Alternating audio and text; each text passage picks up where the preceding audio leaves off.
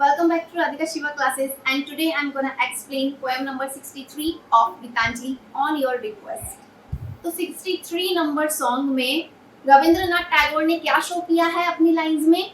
यहाँ पे मिस्टिसिज्म को इम्पोर्टेंस दी गई है, रहस्यवाद को इम्पोर्टेंस दी गई है, रिकार्नेशन एंड वननेस यानी कि पुनर्जन्म और एकता, ये मेन थीम है, मेन मोटो है हमारी पोयम का, जो कि लाइन बाय लाइन इसमें शो की गई है। एंड ऑल्सो मिस्टिसिज्म थीम को मैं अलग से डिटेल में एक्सप्लेन कर चुकी हूँ, तो उसको आप चेक कर लेना। आई बटन में लिंक है या डिस्क्रिप्शन में भी आपको गीतांजलि के सारे सेशंस के लिंक मिल जाएंगे थीम्स के साथ, इसलिए वीडियो खत्म होने के बाद वो भी आप जरूर चेक करें एंड वॉच करें। तो यहाँ पे पॉइंट का क्या मानना है? Communion with God is self sufficient, यानी कि भगवान के साथ एकता, भगवान के साथ एक मत हो जाना, यानी कि भगवान में ही खो जाना सेल्फ सफिशिएंट है, पर्याप्त है। अगर आपको भगवान की प्राप्ति हो जाती है, इसके बाद आपको किसी और को पाने की जरूरत नहीं होती, सेल्फ सफिशिएंट। और क्या शो किया है रविंद्रनाथ टैगोर ने इसमें कि अगर भगवान आपके साथ हैं, आपके पास हैं, तो सब कुछ आपके साथ अच्छा ही होगा। Everything is fair with you. So now look at the first stanza. There are 4 stanza in this poem. First is thou hast made me. Thou मतलब तुम यानी कि भगवान। Thou has made me known to friends whom I knew not. तुमने मुझे अपना दोस्त बनाया जिसे मैंने कभी नहीं जाना था, जिसे मैं कभी नहीं जानता था, तुमने मुझे अपना दोस्त बना लिया, तुमने मुझे स्ट्रेंजर जैसा फील नहीं होने दिया। Thou has given me seats in homes not my own. तुमने मुझे घर में जगह दी, यानी कि मुझे रहने के लिए एक अच्छा घर दिया। Thou has brought the distant near and made a brother of the stranger. तुम्हारे और मेरे बीच का जो दूर का फासला था, यानी कि भगवान और पॉइंट के बीच में जो डिस्टेंस था, तुमने उसको क्लोज कर दिया, यानी कि हमारा डिस्टेंस अब पास में आ गया, क्लोज हो गया। अब मैं तुमसे ज्यादा दूर नहीं हूँ और तुमने मुझे अपने भाई जैसा बना के रखा, अपने दोस्त जैसा बना के रखा, यानी कि एक स्ट्रेंजर जैसी फीलिंग मुझे नहीं होने दी, अजनबी जैसा मुझे महसूस नहीं कराया। तो फर्स्ट स्टैंजा में हमारे पॉइंट ने भगवान को हर तरह से शुक्रिया कहा है, भगवान ने उस पर इतनी कृपा की है, तो वो हर चीज के लिए उनको थैंक यू शो कर रहे हैं कि ये तुम्हारी दया है, ये तुम्हारी कृपा है कि तुमने मुझे अजनबी बनाकर नहीं रखा, तुमने मुझे अपना दोस्त समझा, और ये भी तुम्हारी दयालुता है कि हमारे बीच का जो दूर का फासला था, तुमने उसको क्लोज रिलेशनशिप में कन्वर्ट कर दिया। तो तुमने मुझ पे इतनी कृपा की, इसके लिए बहुत बहुत धन्यवाद यहाँ पर शो किया गया है। Second stanza is I am uneasy at heart. Uneasy मतलब बेचैन होना दिल से। When I have to leave my accustomed shelter. अब यहाँ पर ये लाइन रिलेट कर रही है डेथ से, मौत से।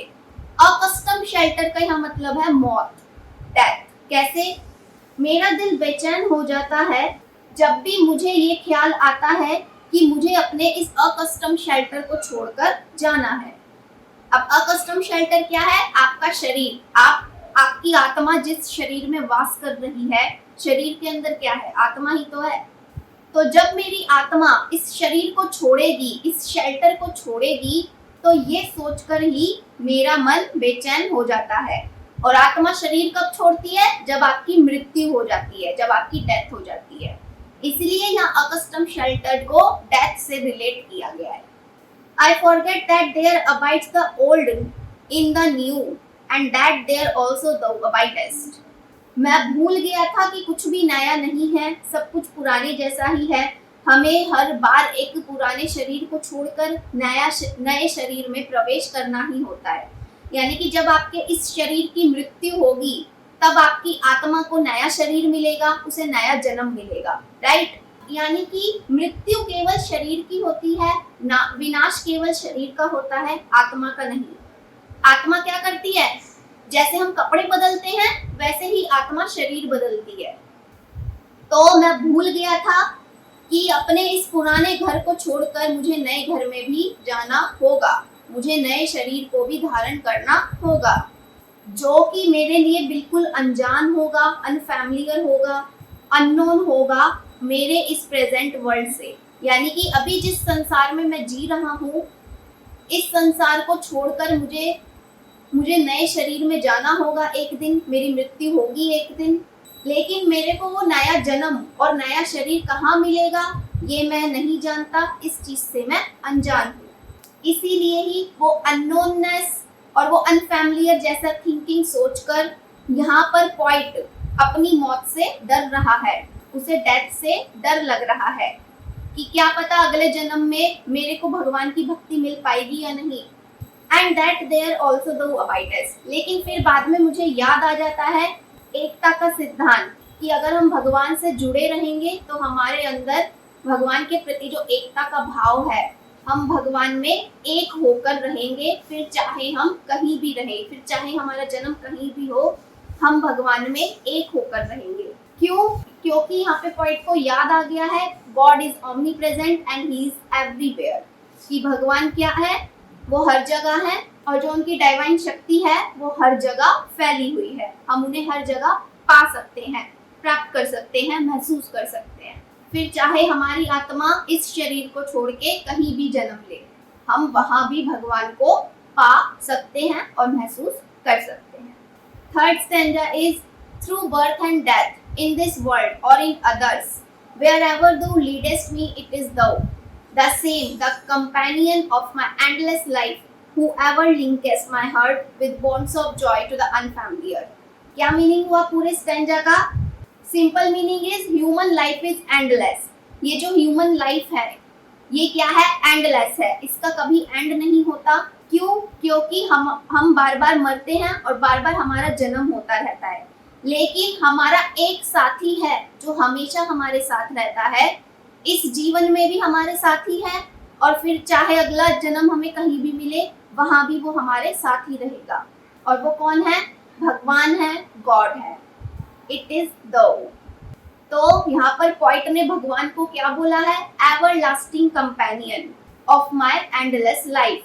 ये जो हमारी एंडलेस लाइफ है, तुम इसके एवर लास्टिंग कंपेनियन हो, तुम ऐसे साथी हो जो कभी हमें अकेला नहीं छोड़ते, फिर चाहे वो ये जन्म हो या अगला जन्म हो या उससे अगला जन्म हो, चाहे कितने ही जन्म हो जाए, तुम हमारे साथ हमेशा रहते हो। Whoever linkest my heart, और तुम हमारे दिल से जुड़े रहते हो। हम चाहे कितने ही जन्म ले, कहीं पर भी ले, तुम कहीं पर भी अनफैमिलियर जैसा महसूस नहीं होने देते और तुम्हारे साथ कैसा बाउंडेशन बना रहता है? जॉय का, खुशी का। सो फाइनली क्या कहा गया इस स्टैंजा में कि भगवान हमारा साथ कभी नहीं छोड़ते। वो बात अलग है कि हम उन्हें अपनाएं या ना अपनाएं, लेकिन भगवान को पता है इसको मैंने यहाँ जन्म दिया है तो इसका साथ मुझे निभाना ही होगा। इसीलिए हमारे साथ जो कुछ भी होता है, चाहे वो अच्छा हो या बुरा हो, वो भगवान अपनी मर्जी से नहीं करते, वो हमारे कर्मों का ही फल हमें मिलता है, राइट।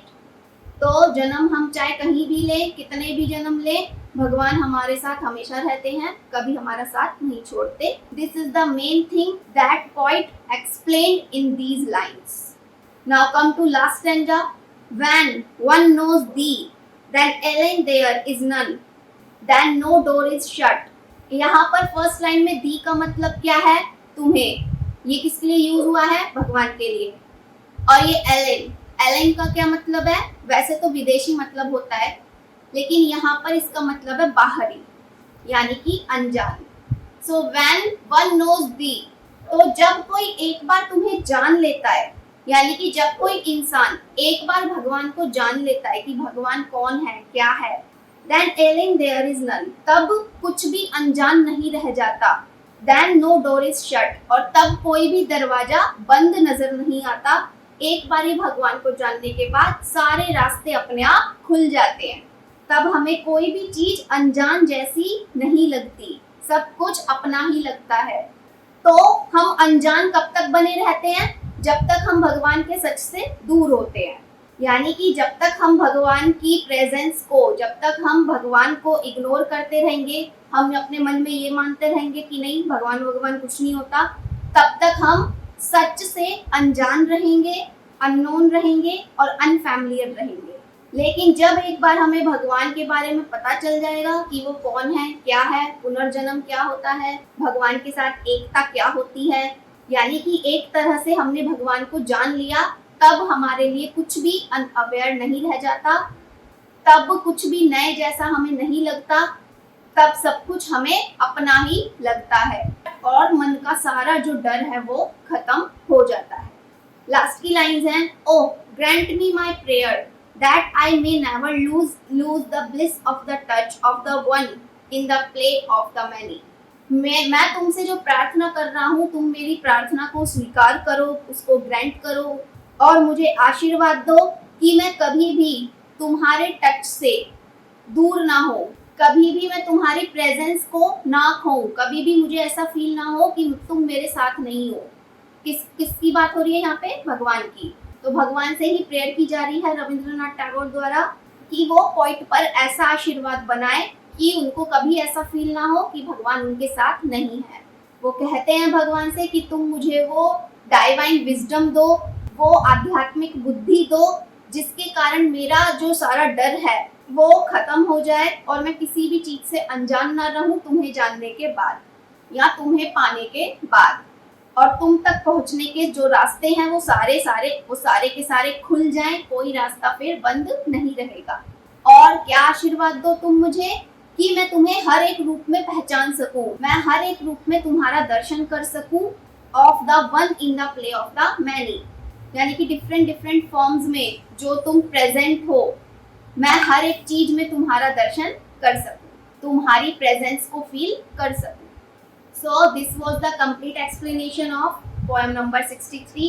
एक्सप्लेनेशन कैसी लगी कमेंट बॉक्स में जरूर बताना, एंड इंस्टाग्राम फेसबुक पे भी आप मुझे रिकमेंड कर सकते हैं नेक्स्ट एक्सप्लेनेशन आपको कौन सा चाहिए। And now watch all sessions of Gitanjali, all links available in description. Must watch it. Take care and bye bye.